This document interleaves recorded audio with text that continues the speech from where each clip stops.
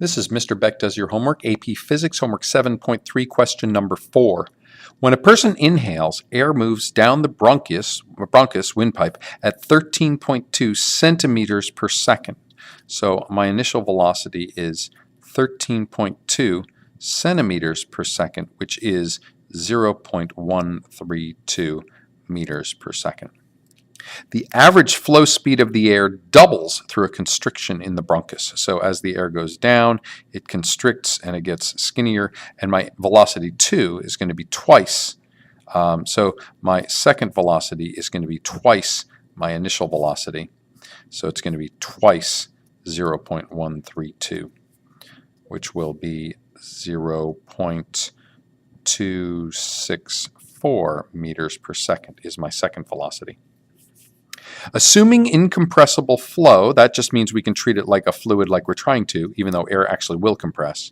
Determine the pressure drop in the constriction. The density of air is that many kilograms per meters cubed, answer in units of pascals. So this is kilograms, meters cubed, meters per second, meters per second. That'll get me pascals. So what I have here is that I want the pressure drop.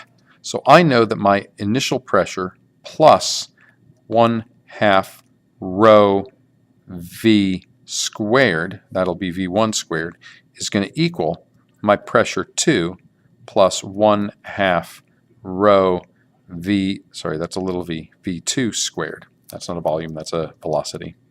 So since this is the case, I know we're missing the third term, and that's the rho gh term, but I don't have to worry about that. Even though there is a height change, the density is so small and it's air, it's not going to matter for that rho gh.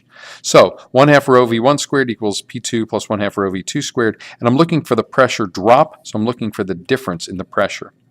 So if I move this one over here, I can get p2 minus p1, so that'll be the pressure drop is going to equal, move this one over here, 1/2 rho v1 squared minus 1/2 rho v2 squared. So I've got one velocity, another velocity, a pressure, and a pressure. So just rearranging this equation says that the change in pressure is going to have to do with the change in the velocity from those terms.